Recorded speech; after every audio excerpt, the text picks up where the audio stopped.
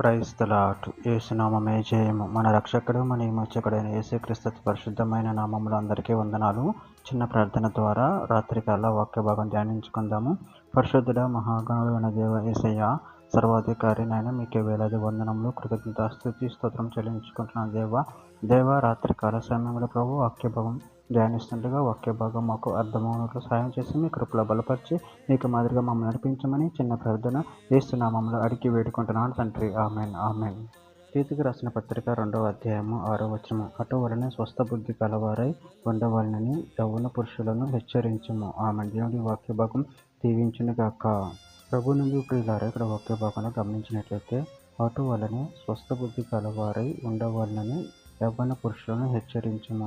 అదేవిధంగా వాక్య భాగంలో గమనించినట్లయితే ప్రసంగి గ్రంథం 11వ అధ్యాయం 9వ వచనంలో, యవ్వనుడా నీ యవ్వనమందు సంతోషపడుము, నీ యవ్వన కాలమందు నీ హృదయం సంతుష్టిగా ఉండనిమ్ము, నీ కోరిక చొప్పునను నీ దృష్టి యొక్క ఇష్టం చొప్పునను ప్రవర్తింపుము. అయితే వీటన్నిటిని బట్టి దేవుడు నిన్ను తీర్పులోనికి తెచ్చినని జ్ఞాపకం ఉంచుకొనుము.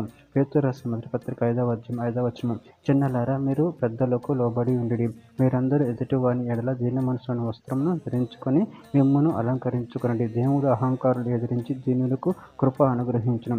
తిమోతికి రాసిన 2వ పత్రిక 2వ అధ్యాయం 22వ వచనం. నువ్వు యవ్వనేతుల నుండి పారిపోము, పవిత్ర హృదయులై ప్రభువునకు ప్రార్థన చేయు వారితో కూడా నీతిని, విశ్వాసమును, ప్రేమను, సమాధానమును వెంటాడము.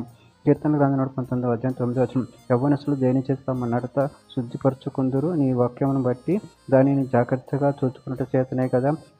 తిమోతికి రాసిన మొదటి పత్రిక 4వ అధ్యాయం 12వ వచనము. నీ యవ్వనమును బట్టి ఎవడు నిన్ను తృణీకరింపనీయకము గాని మాటల్లోను, ప్రవర్తనలోను, ప్రేమలోను, విశ్వాసంలోను, పవిత్రతలోను విశ్వాసులకు మాదిరిగా ఉండుము. ఎఫెసీయులకు రాసిన పత్రిక 5వ అధ్యాయం 15-16 వచనాలు. దినములు చెడ్డవి గనుక మీరు సమయమును పోనీక సద్వినియోగం చేసుకొనుచు అజ్ఞానులు కాక జ్ఞానుల వల్లే నడుచుకున్నట్లు జాగ్రత్తగా చూసుకోండి.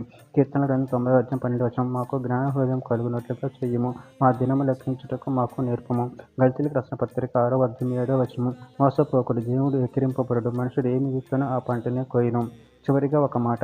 సామెతల గ్రంథం 3వ అధ్యాయం 5వ వచనం. నీ స్వబుద్ధిని ఆధారం చేసుకొనక నీ పూర్ణ హృదయంతో యెహోవా యందు నమ్మిక ఉంచుము. ఆమేన్. దేవుడి వాక్య భాగం దీవించుగాక. చిన్న ప్రార్థన చేసుకుందాము. పరిశుద్ధుడా, ప్రేమగల దేవ యేసయ్య, నాయన మీరు ఇచ్చిన వాక్యదానాన్ని బట్టి ప్రభావ మీకు వేలాది వందనములు తెలియజేస్తున్నా తండ్రి.